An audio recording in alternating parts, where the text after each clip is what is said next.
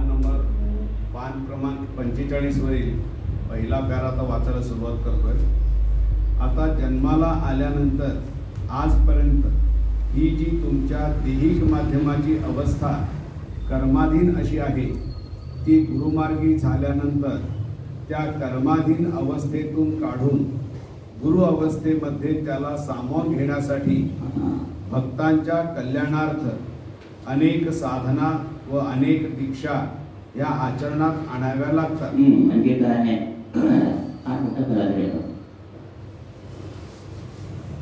पहिल्यांदा कर्माधीन होतं म्हणजे एक तुम्ही आहे इकडे तुमच्या बाजूला दैहिक शक्तीचं वलय आहे, आत्मिक शक्तीचं वलय, मग कर्म वलय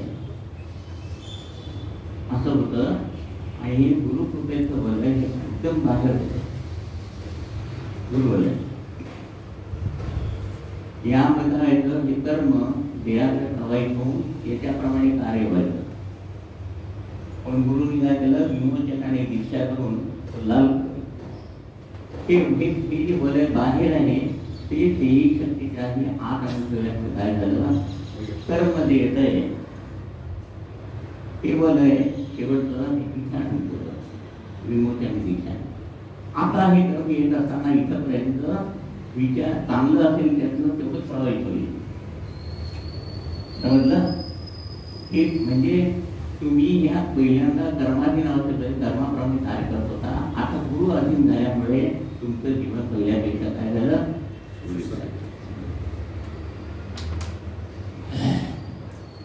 तत्पूर्वी काय असते, आज आपण कुठेही बाहेर गेलात व दीक्षा पाहिजे असे म्हणाला तर 2 मिनिटात दीक्षा देतात. पण दीक्षेचा सिद्धांत असा आहे की भक्तांना दीक्षा देण्यापूर्वी गुरुनी दीक्षा घेतलेल्या भक्तांच्या जीवनामध्ये दीक्षा परत्वे काय साकार व्हायला पाहिजे याचा संकल्प आधी करावा लागतो आणि तो संकल्प सिद्ध करून त्या संकल्पाचे रूपांतर दीक्षेत करावे लागते. म्हणजे जो मूळ दीक्षा म्हणून तुम्ही घेतलेला विधी आहे त्या विधीमध्ये गुरुनी केलेला तुमच्या कल्याणाचा संकल्प जो आहे तो अंतर्भूत आहे, तो कार्य करायला लागतो. ही गुरुमार्गातली प्रोसेस आहे. पण आज अनुभवाला काय येते, समजा बुवा कोणाला वाटलं गुरु करावा, 2 विड्याची पाने सुमारे 11 रुपये गुरुदक्षिणा म्हणजे गुरु करणे नव्हे, तर जे संकल्प दीक्षांत विधीपूर्वी करायचे त्या संकल्पामध्ये भक्तांच्या कल्याणाचा नुसता विचार नाही तर त्याच्या जन्मजन्मांतराचा विचार करून संकल्प करावयाचा. अनेक जन्मपूर्वी म्हणून आपण ते पद म्हणतो, जन्मोजन्मी दत्त सद्गुरू मिळेल त्याला प्रेमानंद आहे. आता रडत होता चालू, रोज रडायचं त्याचे, हे काम झालं नाही ते काम झालं नाही, म्हणजे कधी समाधान व्यक्त केलंच नाही. पण तेव्हा येताना तुम्ही समाधान याचा तुझ्या सेवेत काही नको बाबा, इथंपर्यंत मनुष्य येऊ शकतो. तर जे संकल्प दीक्षांत विधीपूर्वी करायचे त्या संकल्पामध्ये भक्ताच्या कल्याणाचा नुसता विचार नाही तर त्याच्या जन्मजन्मांतराचा विचार करून संकल्प करावयाचा की आज घेतलेला संकल्प जो आहे किंवा दीक्षा ही ह्या जन्मापुरतीच मर्यादित न राहता अनेक जन्मापर्यंत घेतलेली दीक्षा ही त्यांच्या जीवनामध्ये गुरुकृपाशीर्वाद म्हणून त्यांच्या रक्षणार्थ ती राहिली पाहिजे. अशा विधीच्या परंपरेप्रमाणे हे सगळे दीक्षांत विधी पूर्णतः झाल्यानंतर तुमची दैहिक माध्यमं काय झाली, कर्माधीन अवस्थेमधून गुरुकृपा अवस्थेमध्ये किंवा गुरुकृपेला धारण करायला पात्र झाली. कर्माधीन मला केलेलं होतं, आता गुरुच्या अधीन.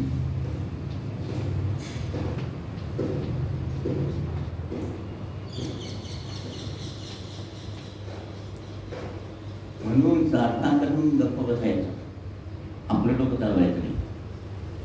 त्यांना सगळं माहित आहे त्याला केव्हा काय द्यायचं. मी अनुभवलं असं तसं.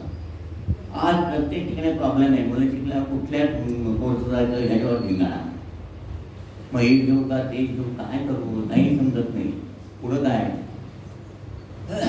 म्हणून की जीवनामध्ये एक गुरु केल्याशिवाय तुमच्या जीवनाला वळण लागत नाही.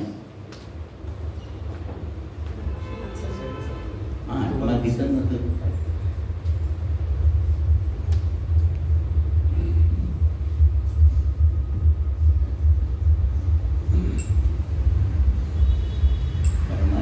कर्माधीन अवस्थेमधून गुरुकृपा अवस्थेमध्ये किंवा गुरुकृपेला धारण करायला पात्र झाली. आता अशी माध्यमं गुरुकृपेला पात्र झाल्यानंतर त्यांना कृपाशीर्वाद म्हणून जे जे काही द्यायचे ते साधन असे द्यायचे की ज्याचा अंत किंवा क्षय हा जगाच्या अंतापर्यंत होऊ नये. मग असे तत्व किंवा साधन काय आहे तर ओंकार. म्हणून आता ओंकार दादा सारखा नेहमी ओंकार केल्याने काय होत नाही. ओंकार केल्याने काय होते पश्चिम मान सर्व काही होते फुल पॉईंट. आता कामकाजाला वगैरे नाव लावायचं नाही. एकदा ओंकार साधना काहीतरी करून करायला लागल्याबरोबर ती शक्ती रक्ताच्या बिंबासमोर सापून सुगंध जीवन गुरुमय होतं. ते गुरुमय झालं की गुरुच त्या जीवनाची जबाबदारी घेतात. काल वाचला मी त्याला अडचण की नावाला भेटा कसं लावायचं असं करायचं नाही. ते तात्पुरतं होतं तुम्हाला गोडी लावावी म्हणून. म्हणजे ते काय नैमित्तिक आणि कायमचं निवारण. म्हणजे काय कायमचं निवारण म्हणजे ओंकार साधना.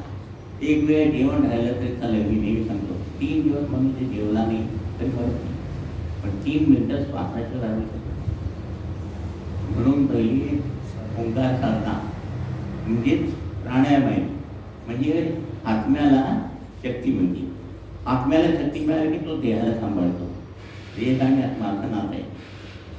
रई आणि रश्मी ती गाया म्हणजे पद्धती बायको आणि आत्मा म्हणजे नवरा.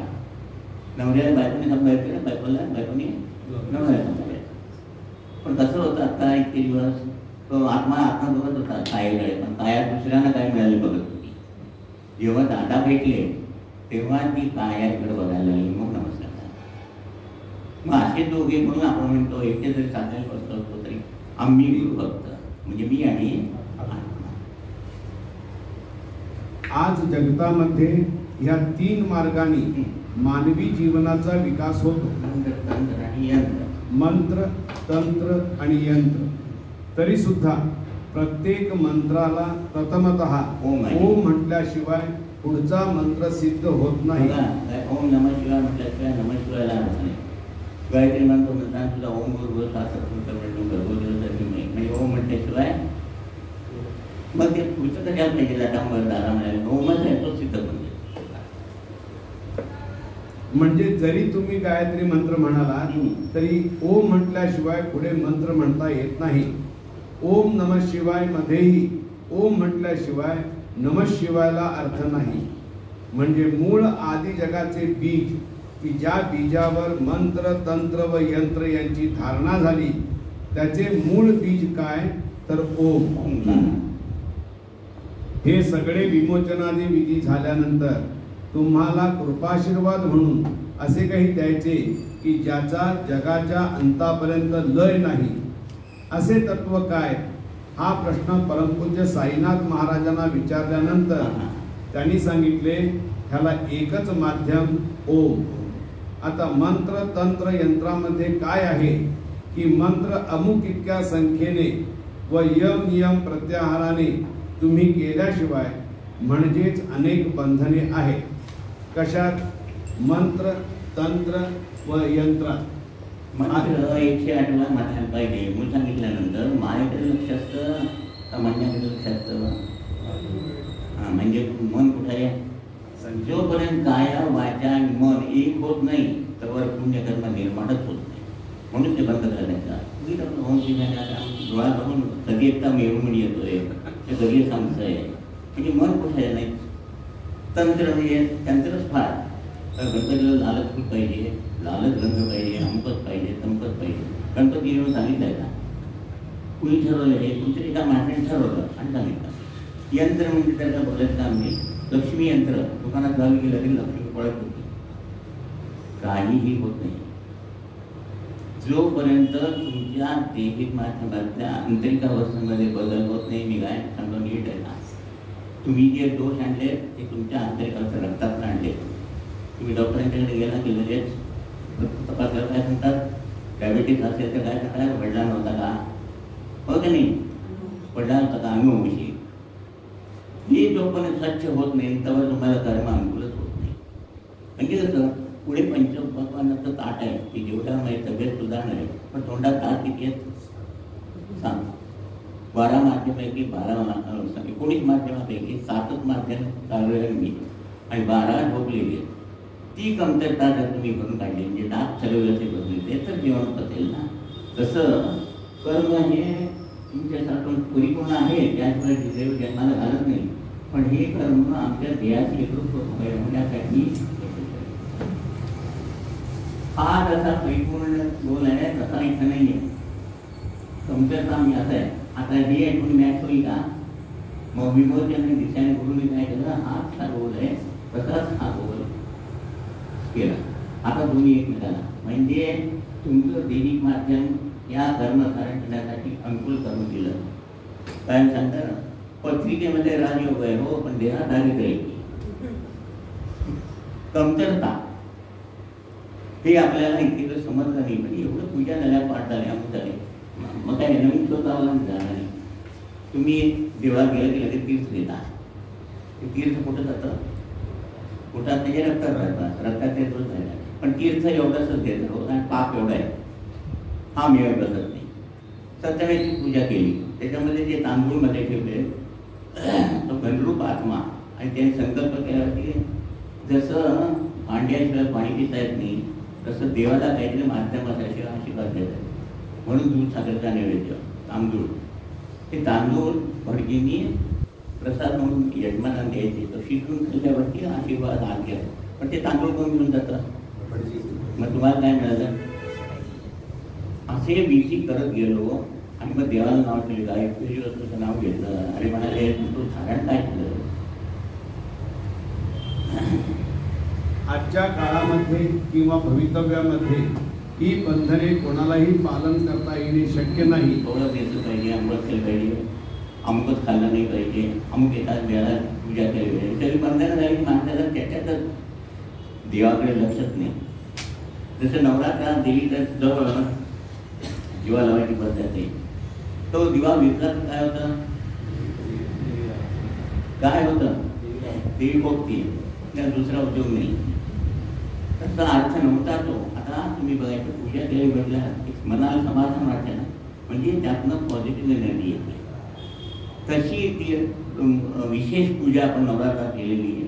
ते तेलाचं निमित्त दिव्याला घालायचं. त्यावेळेला जितक्या वेळा तुम्ही तेल बघाल त्यावेळेला त्या पॉझिटिव्ह एनर्जी तुमच्या येईल आणि तुमचा विकास व्हावा हे तत्व होतं. ते राहिलं बाजूला आणि काय झालं, तेल भिजला, देव दिवा भिजला तर देवी खूप वेळ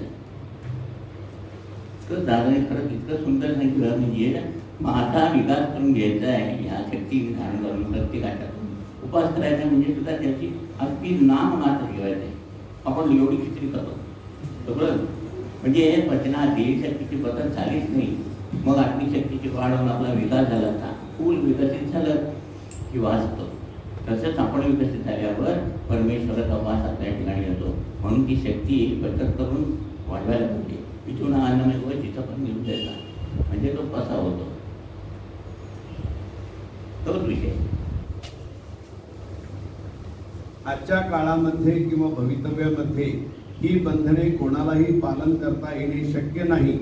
आणि समजा तेवढे पालन करून ते सिद्ध करून तुम्ही काही प्राप्त करण्यापर्यंत तुमचे आयुष्य तरी किती आहे, अगदी अल्प. तर जाण्यापूर्वी तुम्हाला अनुभवायला पाहिजे. आम्ही दादाच्याकडे गेलो होतो, असं मागायला गेलो, मला नोकरी लागत नाही आहे, आज मागायला गेलं द्यायच्या अवस्थेने हे बघितलं नाही ह्या जन्मात. मग इतके दिवस गेल्यानंतर खूप केलं समजा देवाचं. तुम्ही कुणाला तरी उलटी दिली किंवा हे पाणी तिरकून दिलं, त्याला बरं वाटतंय का, तुम्हालाच बरं वाटत नाही आधी, मग दुसऱ्यांचं तर राहू दे.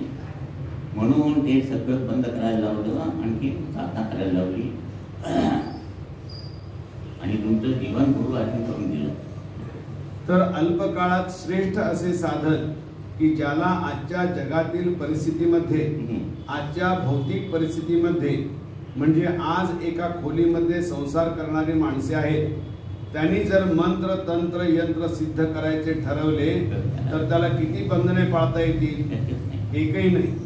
तर असे सोपे साधन पाहिजे. कसे की ज्याला सर्वसामान्य माणसाच्या आचार विचाराची बाधा पोहोचू शकणार नाही. त्यासाठी परमपूज्य बाबांनी हे ओंकार साधन सुचवले. तेव्हा आता हे ओंकार तत्व जे आहे हे विश्वमय आहे. ते जरी विश्वाच्या अस्तित्वात वास्तव्य रूपाने आहे तरी जगाच्या उत्पत्तीपासून पुन्हा मानवाच्या ठाई ते धारण झाले होते का असा शोध घेता घेता श्री नरसिंह सरस्वती सापडले की ज्यांनी जन्मतःच ओंकार करीत जन्म घेतला. म्हणून त्या तिथे ओंकार वेळेला शब्दानं उच्चारले. त्यांनी सांगितलं माझी मंज करा मग मी बोलले म्हणून 7 वर्षापर्यंत बोलले नाही. एवढं प्रगत तत्व. ते यती होते. यती संन्यासी नव्हे. संन्यासी म्हणजे लग्न करून बायकोची परवानगी घेऊन संन्यास घ्यायचा आणि जन्मता लग्नच करायचं नाही. यती तो ओंकार नेमकं प्रखर होता. म्हणजे जरी ओंकार तत्व हे विश्वाच्या आसमंतामध्ये होते तरी ते मानवी रूपामध्ये प्रगट झाले होते. ह्या आधारावरती 1 वर्ष तुम्हा भक्तांच्या कल्याणार्थ ते ओंकार साधन आपल्याला प्राप्त व्हावे म्हणून 1 वर्ष नरसोबावाडीला हवनादी विधी करून ते तत्व शांत करून आणले. ते तत्व तिथून शांत करून आणलंय. म्हणून आता आपण कोणीही पुढच्या लोकांनी नरसोबाच्या वाडीला जायचं नाही आहे. कारण दादांनी त्यांनी हे तत्व 500 वर्षामध्ये कोणी मागायला नव्हतं. तू आलाय तुझ्या भक्तांना दिलंय तर परत तुम्ही माझ्या दर्शनाला आला तर ते तत्व ग्रॅव्हिटी फोर्स मी जसं लोह चुंबक लोखंडाला करतो तसा तो ओंकार पहिला त्यांच्यातनं माझ्यात येणे ते मोकळे होतील. परत तुम्हाला नरसिंह सरस्वती दर्शन येत असतं औदुंबरला जावा पण नरसोबाच्या वाडीला जायचं नाही.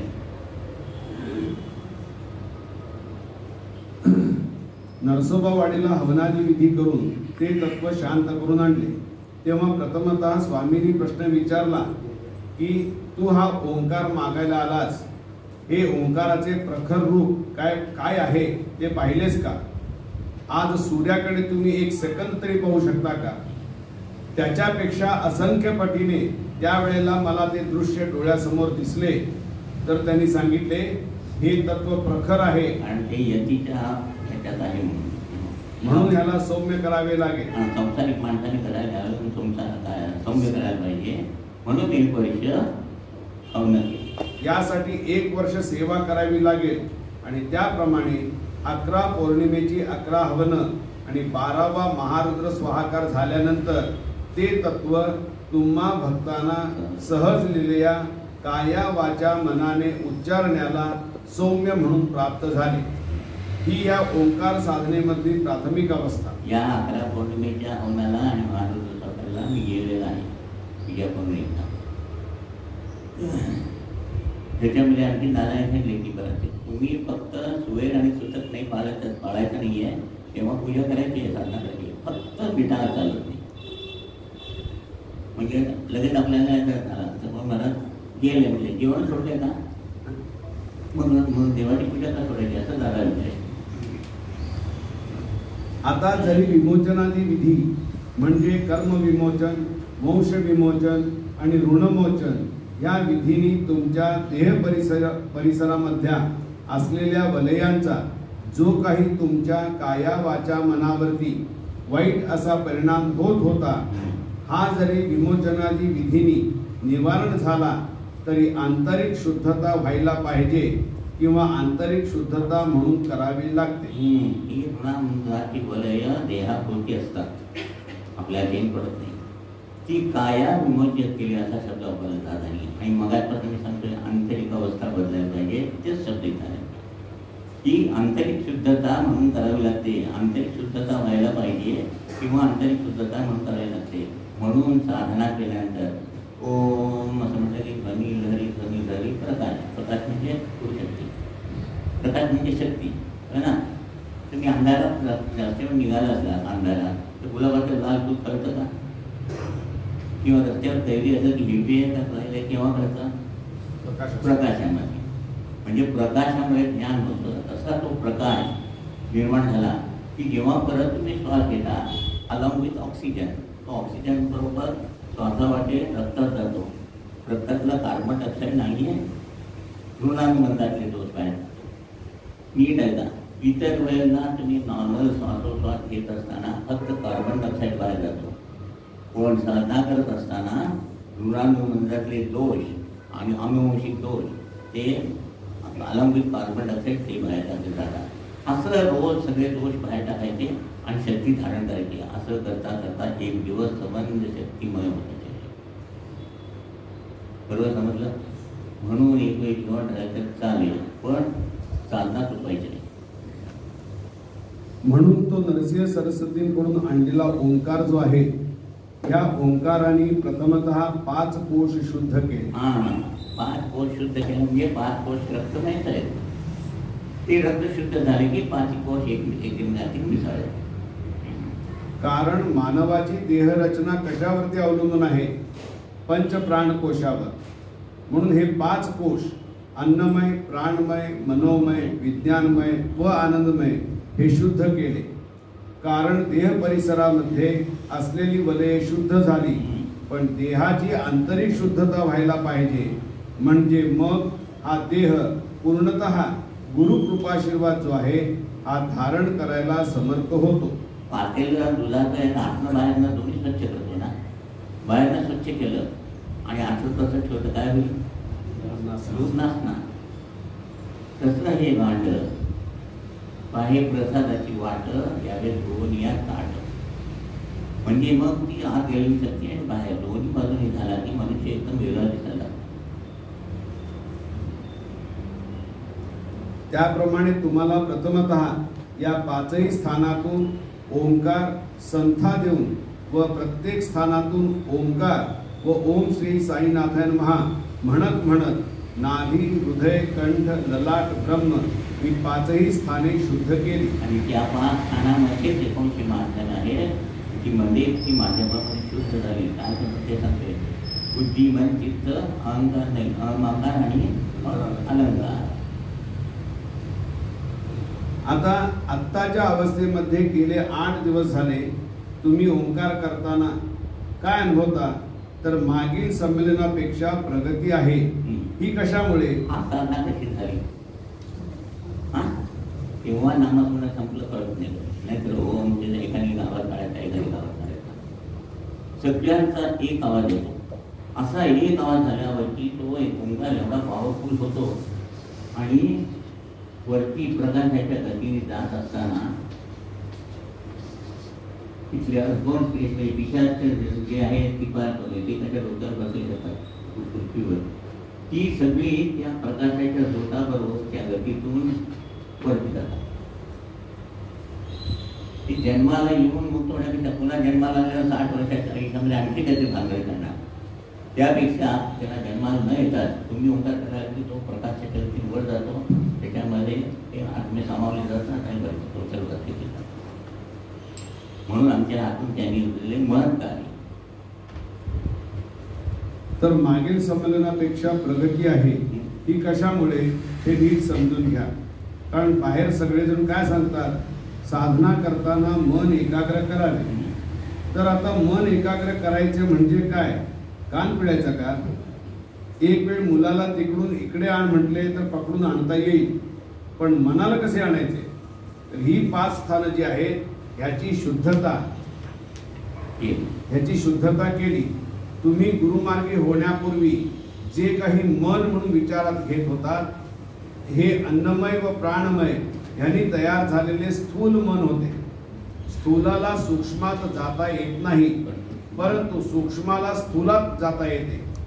तर ही 5ही स्थानं जेव्हा सिद्ध केली त्यावेळी तुम्ही जन्मतः जे मन वयोमानाप्रमाणे अन्न व प्राण म्हणून स्थूल तयार केले होते त्या स्थूल मनाला देहाशी किंवा साधनेशी एकाग्र होण्याचा धर्म नाही. म्हणून साधना करताना तुम्हाला मन एकाग्र करा, दृष्टी लावा, काही सांगितलं नाही. पण करत असताना मी पहिल्यांदाच करतोय, चालू हात ठेवतोय, पण त्याबरोबर 2.5 सेकंदात तिथं पुढच्या 2.5 सेकंदामध्ये जायचं तिकडं लक्ष जात नाही. म्हणजे काया वाचा बरोबर चाललंय की नाही इकडं मन लक्ष असलं, नाहीतर लक्ष नसेल तर काय होईल? डोळे बंद करून करत असताना दुसरा न्यास करताय, आपण तिसरा न्यास करतो. म्हणजे लक्ष नाही, ते लक्ष लागावं म्हणून कायला आचार दिला. आचार, विचार आणि उच्चार.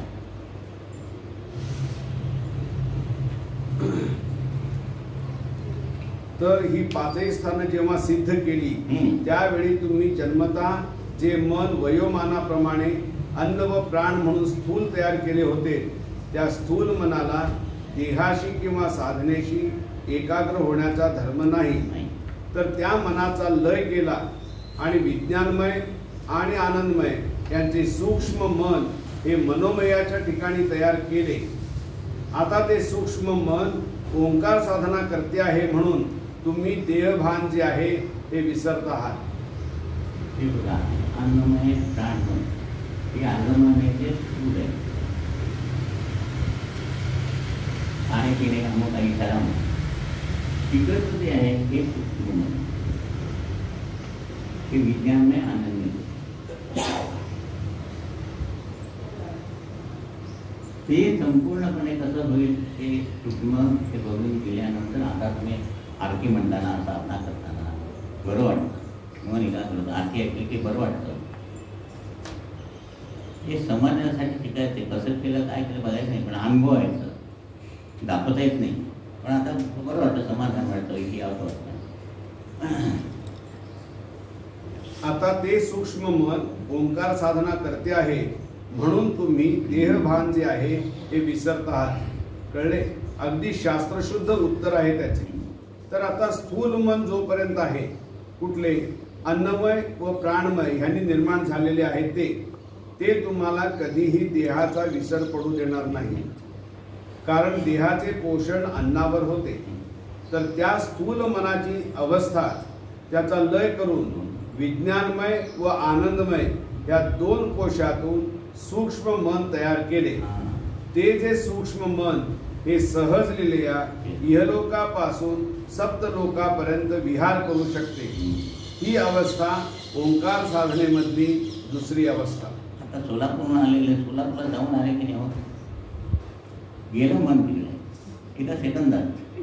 पण बार्शीहून आलेल्या बार्शीला गेलं, म्हणजे आता इथून कुठल्या गाडीत होते, मी इथं चाललंय इकडं बघत असं आहे ते मन.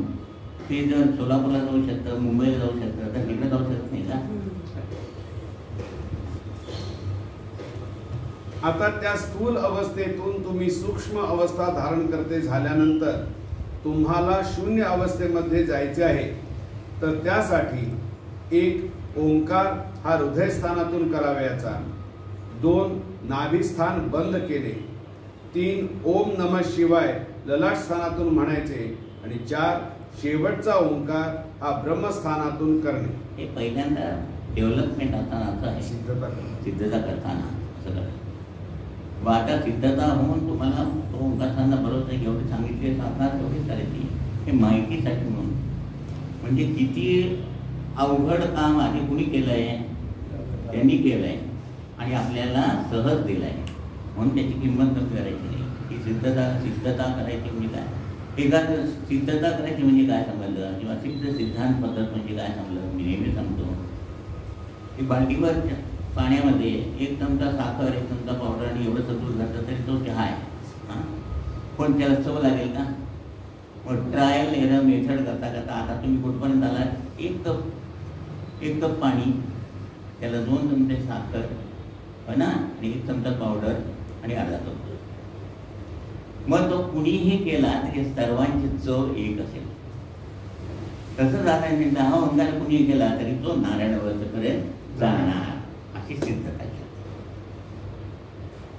पण ती पहिल्यांदा ट्रायल एरर मेथड किती करावं लागले असेल. बाल्टीवर पाणी, मग अर्धं पाणी करायचं, मग पाव पाणी करायचं, मग हे 2 चमचे घालायचे का 1 चमचा घालायचा, दूध किती घालायचं, हे किती वेळ बघायला लागलं असेल.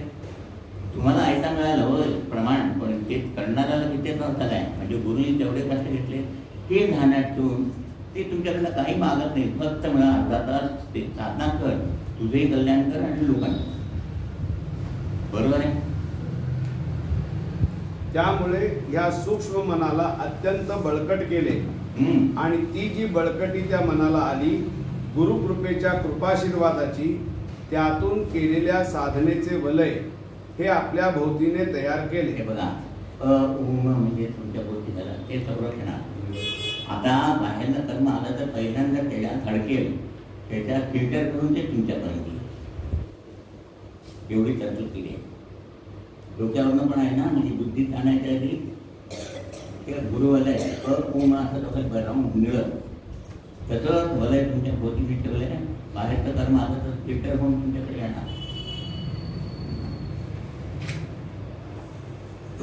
आता हे सर्व साधन इथपर्यंत करीत आणल्यानंतर आपली अवस्था काय झाली? आपल्या भोवतीने अभेद्य असे ओंकाराचे त्रिगुणात्मक तत्व उम हे धारण झाले. हे धारण झाल्यानंतर त्याला गतिमान कोण करणार? समजा हा एक भोवरा व हा एक दोरा खिशात ठेवला म्हणजे गती देता येईल का? तसा हा तुमचा पंचभौतिक देह जो आहे आणि ही गुरुकृपेची दोरी त्याने तो भोवरा फिरवता, मग तो गतिमान झाला. कारण नुसती गुरुनी दिलेली कृपा जी आहे ह्याचे वलय तुमच्या जीवनाच्या परिसरामध्ये राहून तुमचे जीवन इतरांच्या कल्याणार्थ उपयोगी पडणार नाही. जोपर्यंत प्राप्त झालेला आशीर्वाद आहे त्याला गती मिळत नाही तोपर्यंत तो कार्य करू शकत नाही. प्रवाहित होण्यासाठी गती, प्रवाहित होण्यासाठी. आता इथपर्यंत सर्व साधन करीत असताना आज मी तुमच्या समोर जो दिसतो आहे आणि तुम्ही हे सर्व साधन प्राप्त करून देत असताना तुम्ही गुरु ही व्यक्ती संबोधून साधन करीत असता, तर ती व्यक्ती जाऊन तिथे शक्ती यावी लागते. ही जी अवस्था आहे ही अवस्था गुरुनी निर्माण केल्याशिवाय गुरुनी दिलेली तुम्हाला जी काही असाध्य अशी साधना आहे ती तुमच्या ठिकाणी निराकार म्हणून धारण होत नाही. निराकार म्हणजे म्हणलं नव्हे. निराकार म्हणजे काय? एखादी गोष्ट झाली तर ती मी निराकरण नाही आणि त्याचं काम झालं तर तिथं मी बाजूला व्हायला पाहिजे. गुरूंच्या कृपेने झालं म्हणजे तुमचं अस्तित्व असून नसल्याचं म्हणजे निराकार. नाही तर मरायचं नव्हे, निराकार गेलं वरती.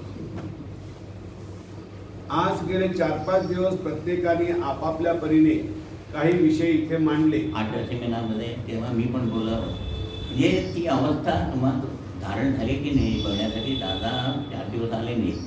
4 दिवस कोणाकडची नावं लिहून दिली होती त्यांनी म्हणजे लेक्चर दिलं, पण ते सगळं संयुक्तिक म्हणजे विषयाला धरून होतं. मग ती बोलायची प्रतिभा आली कुठनं? समजताय ना? म्हणून आज गेले 4-5 दिवस प्रत्येकाने आपापल्या परीने काही विषय इथे मांडले. तुम्ही येथून घरी गेल्यानंतर तुमचे तुम्ही श्रवण करा व एवढे आपण बोलू शकतो का असा विचार करा. तर ही अवस्था म्हणजे ही प्रतिभा अवस्था, म्हणजे न शिकता बोलणे. आणि ह्याचे उत्तर असे की जीवनारंभी माझ्या गुरुनी मला शिकून जगाला आग लावू नकोस, लागलेली आग विझव म्हणून सांगून माझे शिक्षण बंद केले. आज तुकारामांचे अभंग किंवा धनाबाईचे अभंग MA ला आहेत अभ्यासाला. मग हे कुठल्या ह्याच्या कॉलेजला शिकायला गेले होते. ती एकदा विकसित अवस्थेत झाली, पसार झाला की ज्ञानेश्वरांनी 12व्या वर्षी पसार झाला तेव्हा ज्ञानेश्वरी सांगितली. 12व्या वर्षी आपण काही करू शकत नाही, पण 12व्या वर्षी ती ज्ञानेश्वरी केली म्हणजे ही विकसित अवस्था. तर आता न शिकता बोलणे आणि शिकून बोलणे यात फरक आहे. आजपर्यंत वेदकालापासून जगतामध्ये सगळ्या गुरुपरंपरेतल्या लोकांनी आणि कथा कीर्तनकारांनी रवंत केले आहे. म्हणजे तेच सांगायचं, तेच करा. वेद असे म्हणतो, शास्त्र असे सांगते, इत्यादी इत्यादी. पण मी शंकर कुलकर्णी किंवा राम देशपांडे असे म्हणतो असे म्हणण्याची पात्रता तुम्हाला यावी अशी माझी तळमळ आहे. मी कोणाचेही अनुकरण नाही केले आणि तुम्ही भवितव्यामध्ये करू नये. म्हणून गुरुमार्गामधली शेवटची अवस्था ती ही निराकार अवस्था होय. म्हणजे अहंकार सगळा गेला पाहिजे. कोय कोय जोपर्यंत माती मोल होत नाही तोवर दुसरे आंबे येत नाही. काय म्हटलं मी? कळलं का नाही? कळालं कळलं. काय बोला की? आंब्याची कुई जर माती गेली त्याशिवाय मोठं रूप येत नाही त्याला. खिशात ठेवल्याचं झाड येणार नाही. तसं पूर्ण अहंकार गेल्याशिवाय गुरुच्या चरणापर्यंत इथं आपण वाकल्याशिवाय आपल्या हातनं थोडं कार्य होत नाही. मग कार्य पूर्ण तेव्हा होईल त्या कोळीपासून झाड निर्माण झालं आणि फळ निर्माण झालं, त्यामध्ये अशीच फळ पुन्हा निर्माण होईल, त्यावेळेला कार्य पूर्ण झालं.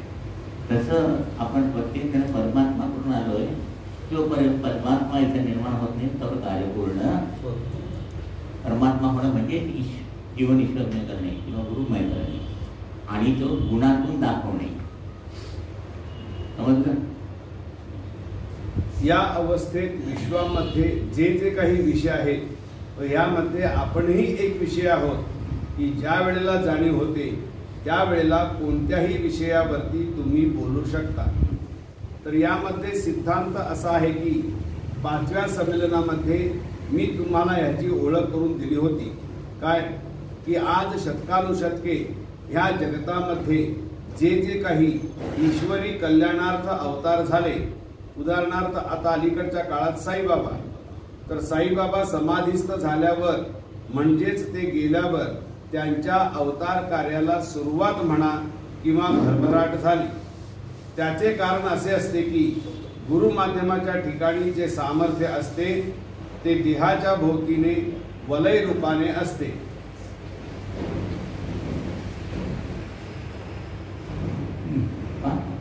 ते जे वलय रूपाने देहाच्या भोवतीने असते तेव्हा देहामध्ये आत्मा असतोच म्हणजे परमात्मा.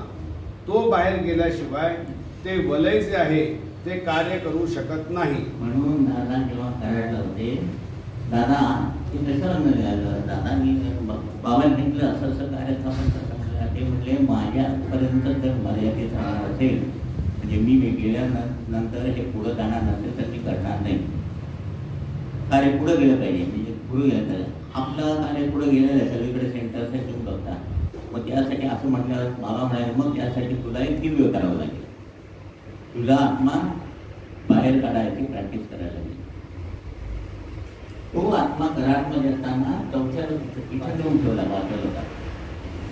जेव्हा दादाने तो आत्मा इथं बाहेर काढला तेव्हा देहाभोवतीचं त्यांचं जे कुठे ठेवलं होते ते सगळ्या घटनांमध्ये प्रवाहित झालं. म्हणून आपण आता कार्य करू शकतो.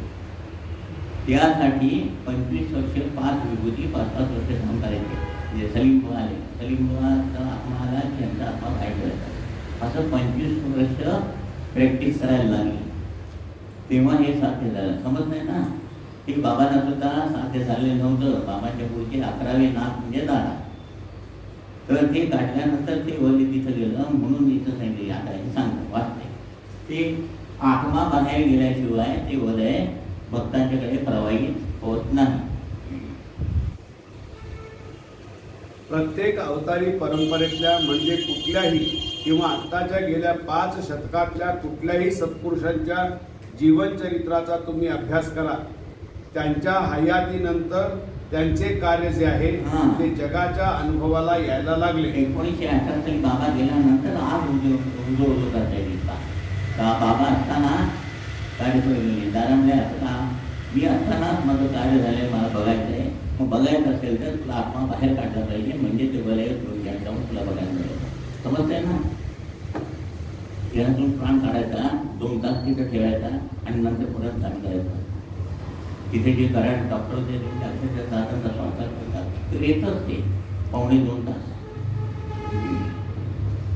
तेव्हा माझ्या माऊलीला म्हणजे परमपूज्य श्री साईनाथ महाराज मी म्हटले असे का, म्हणजे आपण जग सोडून गेल्यानंतर आपण जे काही प्राप्त केले त्याची अनुभूती लोकांना आली, त्याचा आपल्याला आनंद काय. तेव्हा अशी ती ओंकार साधना 5 स्थानातून करून घेऊन तुमचे शुद्धीकरण करून घेतल्यानंतर तुमच्या वाणीतून निघालेला ओंकार जो आहे हा तुमच्या भोवतीने वलय रूपाने धारण व्हावा म्हणून रत्नागिरीला जाऊन तिथल्या श्री गणेश देवतेच्या कृपाशीर्वादाने 3ऱ्या अवस्थेला आरंभ केला. आणि म्हणून सकाळी शक्यतो सकाळी उठून साधना करायची, मग दिवसभरची कामं कशी होतात. आत्ता मगाशी गेला तर खैरमोडी नावाचा मनुष्य येतं अंदाजाला, त्याला सगळं अंगावर असं पुरून उठायचं, चांगली उठायचे, वगैरे बैठला तो काळा मुलगा मध्ये बसला होता साधनेच्या. तर तो साधना करायला लागल्यापासून डॉक्टरने सांगितलं तुझं रक्त पण चेंज झाले, रक्त बाद होतं ते व्यवस्थित व्हायला लागले, हे आश्चर्य झाले.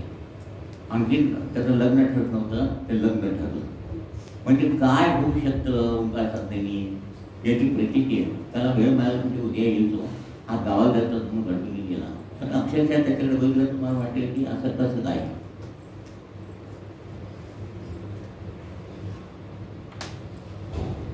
तेव्हा अशी ती ओंकार साधना 5 स्थानातून करून घेऊन तुमचे शुद्धीकरण करून घेतल्यानंतर तुमच्या वाणीतून निघालेला ओंकार जो आहे हा तुमच्या भोवतीने वलय रूपाने धारण व्हावा म्हणून रत्नागिरीला जाऊन तिथल्या श्री गणेश देवतेच्या कृपाशीर्वादाने 3ऱ्या अवस्थेला आरंभ केला आणि तिथपासून तुमच्या भोवतीने ओंकार वलय जे आहे ते वलय हळूहळू धारण करीत करीत ते ह्या दिवाळीच्या प्रतिपदेला कराडला त्याचे पूर्णत्व केले.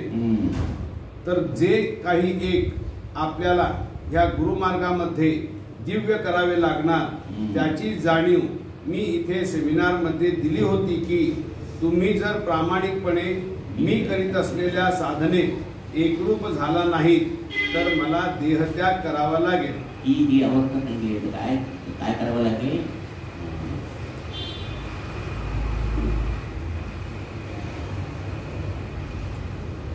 मला दिव्य करायला लागेल. त्याची जाणीव मी इथे सेमिनारमध्ये दिली होती की तुम्ही जर प्रामाणिकपणे मी करीत असलेल्या साधनेत एकरूप झाला नाही तर मला देहत्याग करावा लागेल. तो 2 तास केला की समजलं नाही तर सांगितलेलं 2 तास शरीराबाहेर प्राण काढायचा आणि नंतर परत धारण करायचा. त्यासाठी पहिल्यांदा काय केलं, आत्मा बाहेर काढताना पहिल्यांदा पचनक्रिया बंद केली, मग रक्ताभिसरण आणि मग श्वसन, आणि पुन्हा धारण होताना पहिल्यांदा श्वसन, मग रक्ताभिसरण आणि मग पचन.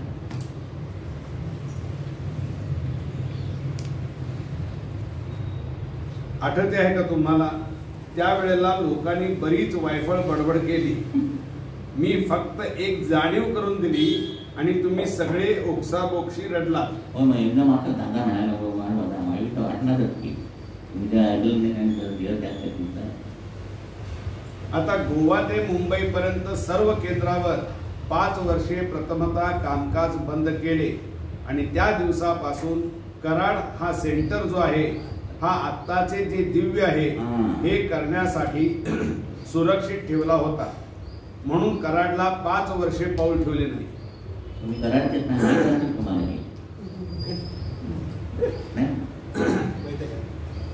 तेव्हा कराडातल्या लोकांनी अनेक तऱ्हेचे पाडे वाचले. काय येत नाही, काय राबवलेला राबवायला काय हे आहे काय ते घेऊन अरे सांगायचं नाही. आणि पहिल्यांदा काय करायचं ते करून दाखवलं. आधी सांगितले, आधी केले, मग सांगितले. आपलं सगळं होते आधी सांगायचं नंतर करायचंच नाही. आता ही पूर्व सूचना जी त्याप्रमाणे आपल्याला भवितव्यामध्ये करायला लागणार म्हणून गेल्या 2 वर्षापासून उरूस हा करण्यासाठी मी आसनावरती बसून तुम्हाला आशीर्वाद देत होतो. पण ते आसन जे आहे ते खाली म्हणजे रिकामे करून ठेवले आणि त्या आसनाचे पीठ तयार केले सुफी पंथ संतांचे. आणि नेमका दुसरा उरूस ज्या वेळेला आला आणि त्या काळामध्ये ज्या वेळेला या सुफी पंथाचे पीठ तयार झाले ते पीठ पौर्णिमेला जाऊन गोरक्षनाथांना अर्पण केले. म्हणजे परमपूज्य हाजीबाबांच्या दुसऱ्याच उरसाला आणि सर्व भक्तांना 5व्या पंचमीला कराडला व 32 शिराळ्याला बोलावले होते. तत्पूर्वी मला जाणीव होती की आपण ह्याला उपस्थित राहायचे नाहीये. म्हणजे ह्या लोकांना आली लोकांना दीक्षा मिळणार, आपण हातात घ्यायचे नाहीये. म्हणून आधीच हे सुफी पंथांचे जे काही पीठ आहे हे नाथांच्या हवाली करून म्हणजे सुफी व नाथ तर सुफींचे पीठ आणि नाथांचे अवतार कार्य हे एकत्र होऊन जी भक्त मंडळी आकार साकार व निराकार या अवस्थेला पात्र केलेली आहेत त्यांच्या ठाई ही सर्व शक्ती जी आहे ही संघटित कार्यार्थ एकरूप व्हावी म्हणून पौर्णिमेला आधी जाऊन मी व दीपक तो सगळा समारंभ करून कराडला निश्चिंत येऊन थांबलो होतो. आज इथे मेडिकल प्रोफेशनची जी माणसं आहेत त्यांनी सांगावे की हार्ट अटॅक आल्यानंतर मनुष्य जास्तीत जास्त किती वेळ राहू शकतो? फक्त 3 मिनिटं. तर 3 मिनिटे. म्हणजे तुमच्या मेडिकल सायन्स प्रमाणे मला हार्ट अटॅक आला होता असे तुमचे म्हणणे आणि माझा खेळ काही वेगळाच चालला होता. पण तरी सुद्धा अटॅक आल्यानंतर किती मिनिटापर्यंत प्राण शरीरात राहू शकतो? जास्तीत जास्त 3 मिनिटे. पण मी 1.5-2 तास त्या अवस्थेत होतो. तर मी ज्यांच्या घरी कराडात होतो तेथे रात्री 1:30-2च्या सुमारास श्वास घेण्यासाठी खूप त्रास होऊ लागला. बसूनही श्वास घेता येईना. असे सगळे झाल्यावर सर्वांनी धावपळ करून मला कृष्णा हॉस्पिटलमध्ये इंटेन्सिव्ह केअरमध्ये ऍडमिट केले. सगळे झाले. तेथे झोपल्यावेळी हळूहळू बघता बघता समोरचा पंखा दिसत होता तो दिसेनासा झाला व काळोख व्हायला लागला. मला दुःख वाटले नाही. मी फक्त सद्गुरूंना हात जोडून एवढेच सांगितले की बाबा तुमच्या इच्छेप्रमाणे व माझ्या यथाशक्तीने मी कार्य केले. इतप्पर आता कार्यार्थ माझी काही गरज नसेल तर मी सुखाने आपल्या मागे यायला तयार आहे. तुम्ही मला ह्या अवस्थेत जीवदान द्या असे मी नाही म्हणत. संपले असेल तर येण्याची इच्छा आहे. मुलाचा बायकोचा कशाचा मोह ठेवला नव्हता. पण जेवढे काम प्रामाणिकपणे करणे शक्य होते तेवढे केले. लाखोपती माझ्या पायाशी लोटांगण घालत असताना आज मी 1 दिवसात लक्षाधीश झालो असतो व माझ्याजवळ 2 मर्सिडीज गाड्या असत्या. परंतु मी कोणापुढे झुकलो नाही व फिल्म इंडस्ट्रीतल्याही कोणापुढे झुकलो नाही. माझ्या गुरूंचे जे काही लेणं आहे हे असे फालतूक लोकांना विकण्यासाठी नाही. हा एकच निश्चय मला तारता झाला किंवा साधनेला प्रखरता आणता झाला. हे वाक्य मी बोललो व डोळ्यासमोर अंधार पसरला. पाहतो आहे काय? ह्या हृदयामध्ये डाव्या बाजूला ओम नमः शिवाय असे ऐकतो आहे व इकडे उजव्या बाजूला ओम. आणि अशी डोळ्यासमोर एक ज्योत तेवती आहे. म्हणजे प्राण. पिंडाचं जे तुझं आहे म्हणजे ब्रह्मांडाचं. इकडं काय रे? इकडं ओम आणि इकडं ओम नमः शिवाय असं ऐकू येत होतं. त्यावेळेला प्राण बाहेर गेला आणि तिथं टॉर्चर करतो. तर इकडे ऐकतो आहे म्हणजे आज तुम्ही विचार करा. साधना तुम्ही करीत आहात तर साधनेतले साध्य किती प्रखर आहे. हृदयात ओम नमः शिवाय उच्चार चाललेला आहे व आपला प्राण ज्योतीसारखा दिसतो आहे. पण अशी ही जी अवस्था आहे ही गुरुमार्गामध्ये का करावी लागते? कारण पृथ्वीची ग्रॅव्हिटी जी आहे तर तुम्हा भक्तांच्या कल्याणासाठी ह्या अवस्थेपर्यंत आणून या ओंकारातील प्रणवातली एक प्रखर शक्ती धारण केलेली आहे. ती आहे कोणाच्या भोवतीने? माझ्या भोवतीने. तर आपण आपला प्राण जो आहे हा फोर्स ऑफ ग्रॅव्हिटीच्या पलीकडे एथरिक व कॉस्मिकच्या मध्ये नेल्याशिवाय ती शक्ती हा ग्रॅव्हिटी हा इथरिक आणि हा कॉस्मिक. कॉस्मिक हा इथरिक आणि हा ग्रॅव्हिटी. ते काय सांगितलंय? इथरिक आणि कॉस्मिकच्या मध्ये. हे कॉस्मिक आणि इथरिकच्या मध्ये इथं पाचर होता. तर आपण आपला प्राण जो आहे हा फोर्स ऑफ ग्रॅव्हिटीच्या पलीकडे एथरिक व कॉस्मिकच्या मध्ये नेल्याशिवाय ती शक्ती तुम्हा भक्तांच्या ठाई धारण होऊ शकत नाही. म्हणून तर तो प्राण जो आहे तो कॉस्मिक मध्ये नेऊन ठेवला होता. आता प्राण देहापासून लांब कॉस्मिक मध्ये गेला आहे म्हटल्यानंतर त्या शक्तीला माझ्यापासून विभक्त होणे भागच आहे का नाही? ती शक्ती तुम्हाला अनुभूती देण्यासाठी 32 शिराळ्याला उपस्थित झाली आणि मग ती प्राणज्योत जी आहे ही पुढच्या कार्यार्थ कार्यान्वित झाली. आम्हाला सगळ्यांना दादा तरी नव्हते, आम्हाला माहित नव्हतं हॉस्पिटलमध्ये, परंतु तिचा दादा आहे तसा भास व्हायचा. म्हणजे ते बरं आहे ते आलं, ते प्रत्येकाच्या धारण झालं आणि मग तिथं बाहेर पोपट बसलं, ते 1000 पोपट आवाज तर पडून गेले आणि त्यांना सुद्धा ते समजलं. म्हणून आजपासून पुढे मी काय सांगतो ते नीट ऐका. हे 8वे संमेलन म्हणजे आतापर्यंत सांगितलेले हे आठवायचे यापुढे. 7 संमेलनाने जे सांगितलं ते आठवायचं. हे गुरुमार्गामधले परमोच्च व असाध्य असे साधन आहे. प्रत्येक अवतारी पुरुषाचे कार्य म्हणजे अवतार कार्य हे दिवंगत झाल्यानंतर उदित झाले आहे. नाही बाबा, या गजानन महाराजांचे असताना कार्य उदित झालं नाही, पण दादा असताना ते कार्य बघितलं उदित झालेलं, त्यासाठी ते दिव्य करावं लागलं की आत्मा बाहेरकडून पासून नेम ठेवावा लागला, तेव्हा ते बोलले भक्ताच्या मध्ये प्रवाहित.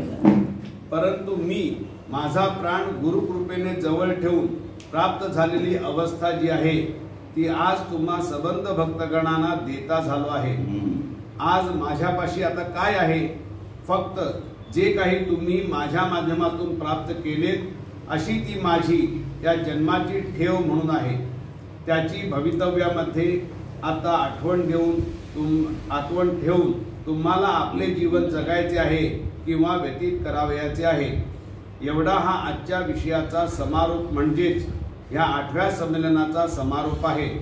एवढा हा विषय म्हणजे काय घटना कराडला घडली ते आता तुम्हाला सांगितलं. सच्चिदानंद सद्गुरु साईनाथ महाराज की जय. श्री गुरुदेव दत्त सदानंदाचार्य प्रभु. सच्चिदानंद सद्गुरु श्री पंत महाराज की जय. श्री गुरुदेव दत्त श्री सद्गुरुनाथ दादा महाराज की जय. श्री गुरुदेव दत्त. आता सर्वांनी प्रसाद आणि चहा बिस्किट ठेवलेले